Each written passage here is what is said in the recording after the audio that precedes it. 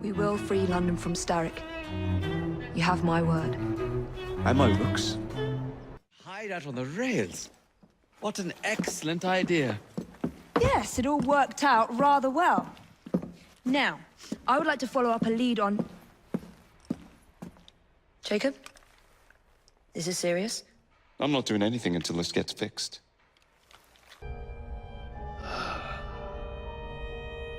What a prick.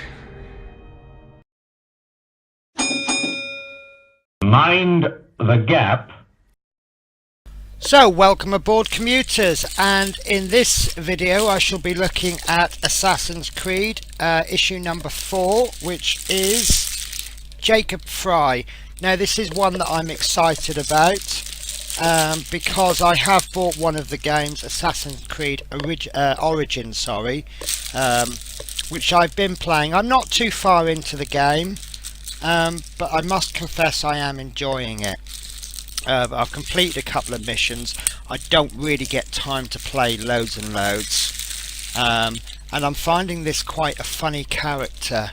I cannot remember the name, but at the moment he's talking about setting up a gang, and his twin sister thinks it's absolutely ridiculous, and I'm finding that quite amusing. And it's a little storyline that I'm a little bit hooked on it, because I want to know if this gang goes ahead. Now this magazine may provide spoilers for me. That's fine, I can live with that. So as usual, I'm going to look at the figure first, and then we'll look at the magazine, and this is very nice. So we'll look at the bottom first. So we've got the little sticker on the bottom, AD 10309. And the actual figure, now I recognise him straight away. Just see if I can adjust my lighting a bit. So usual, nice textured base, embossed lettering, and the face I'm not too happy with, but it's very difficult to do faces. But you've got quite a lot of overspill in there with the over painting.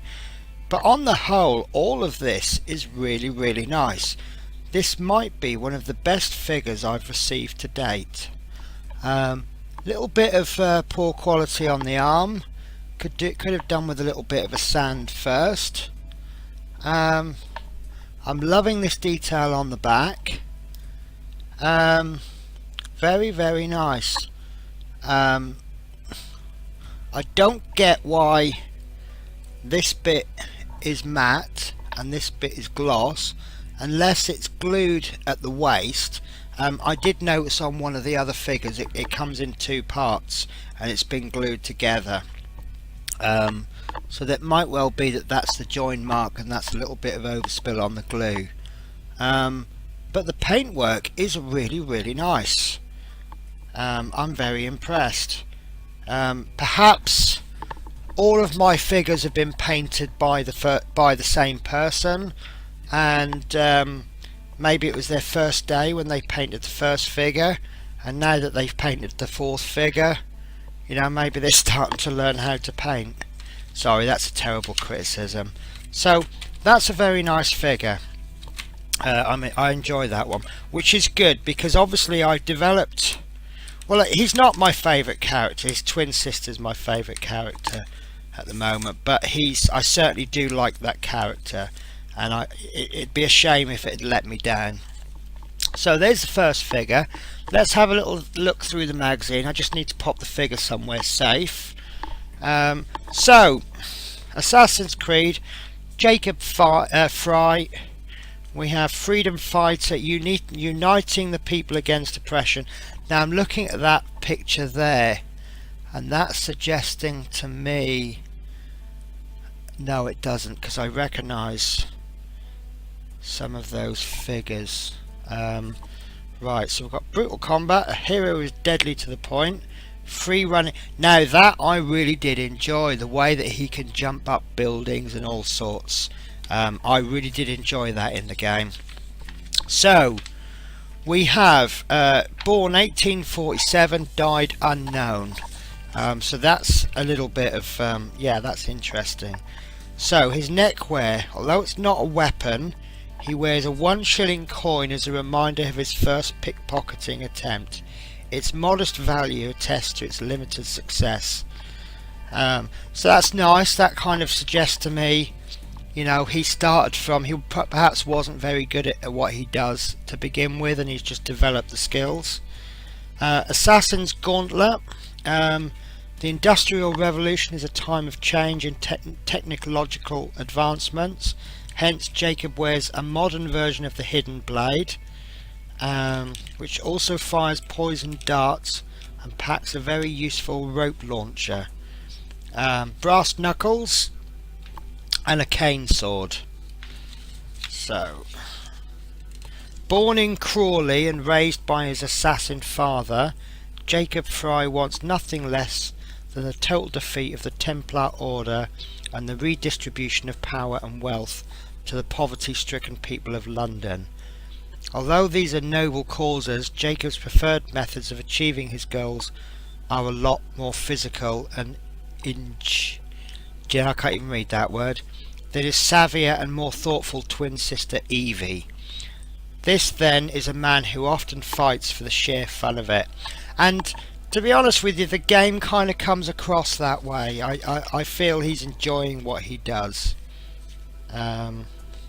So, Man of the People, a charismatic hero of Assassin's Creed Syndicate. Sorry, it's Syndicate that I've got, not Origins. I apologise. I don't have a pause facility on this, so I'm not just going to go and get the game. But no, I'll tell you what. Yeah, no, I'm not going to. In fact, I'll tell you what, I'm going to have to stop this. Yeah, I think it just might be easy if I carry on with the game. So I'm going to cut the video here, and then if it's a bad cut, I do apologise. So my apologies for that. Yeah, I just wanted to get the game. I just wanted to make sure I was talking about the right thing. Obviously, if I get my facts wrong, it's just going to make the whole video look daft. So this is the game that I bought. I've only played about a mission or two, but it's quite nice. This has made this issue a lot more interesting for me now, because I know a little bit about, not a lot, but I know a little bit about what it's talking about. So Henry Green, now that's a character that I know.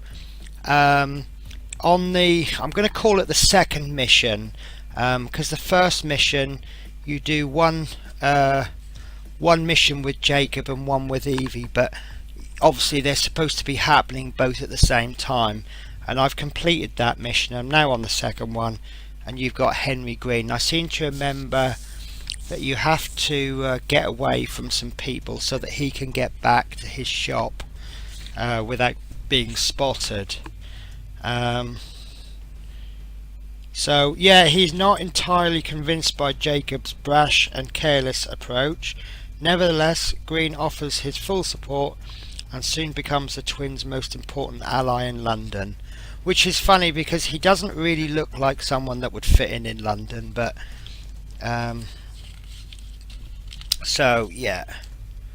So he comes from Crawley, which is funny because I've got a friend from Crawley, so I kind of think of him now while I play. So the 19th century Assassin's arsenal. So we have brass knuckles, and you've got to have the brass knuckles, haven't you?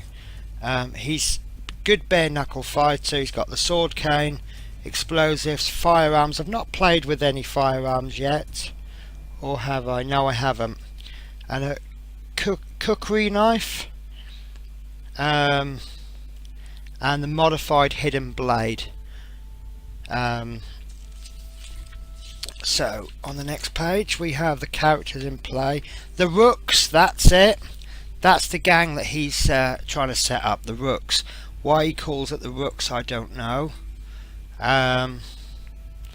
So we've got the Frey twins endeavour to assemble the most effective band of outlaws willing to fight for their noble cause. So I'm guessing from this then that he's successful in setting the Rooks up. Now the Blighters, I thought the Blighters were the bad guys, but I'm very early into the game. But they're coming across to me as criminally minded and opportunistic. The blighters are fooled into believing they are fighting for personal gain. In fact, they are unwittingly serving the Templars. Mercenaries for hire, shedding blood on their behalf. The blighters, to their credit, are remarkably tough, and collectively they had enough of playing nice. What differentiates them most from the rooks is their willingness to do whatever it takes, making them often cruel and deadly. And yeah, they are a tougher character. So then you've got the Templar gang leaders higher up the food chain. You've got the law, obviously. I seem to remember I had a run-in with the law and I just got very quickly overpowered. So maybe I should have hidden.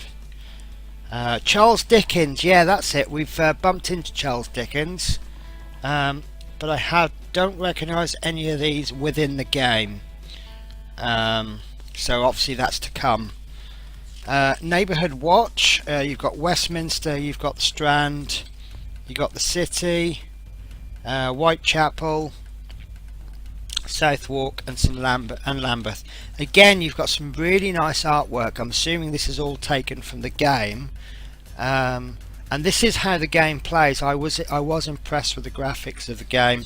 When I bought the game, I actually picked up about three Assassin's Creed. I got it from the pre-owned section, and I said to the chap being game, I said, look, I don't know anything about the game. For my first one, which one do you recommend picking up? Which is why I've picked up the Syndicate. So I do plan on perhaps buying all of them eventually. I said the only problem is if I've jumped in, say, I think he said this one was the 4th one or maybe the 5th one. I'm guessing from the magazine it's the 4th one. So if I now go and pick the first one up, will the first one by comparison be really poor? I don't know. So we've played a mission on a train. I don't recognise that scene, but that's got Henry Green, so I presume that's later. Again, some nice artwork. There's a nice little one there of him jumping on the train. And there was a couple of nice train scenes, and one in a train yard. And then you've got the River Thames, and that's a shot that really doesn't shock me. Some of the places they're climbing up, and obviously high points are very good vantage points. So the numerous boroughs of the 19th century London are varied in terms of their architecture and general ambience, but Old Father Thames unites them all.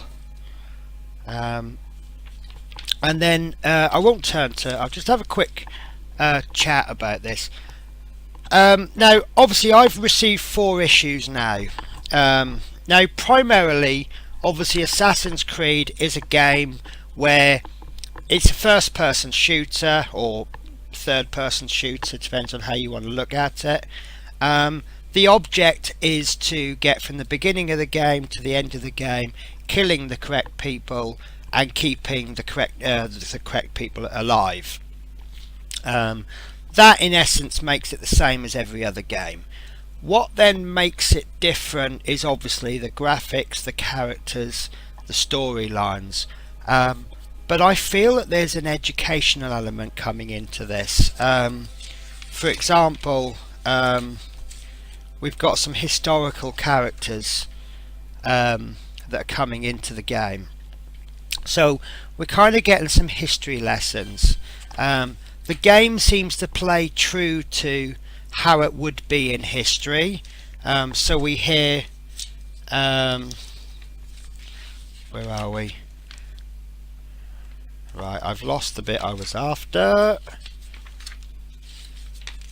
Well, it said somewhere about his hidden blade.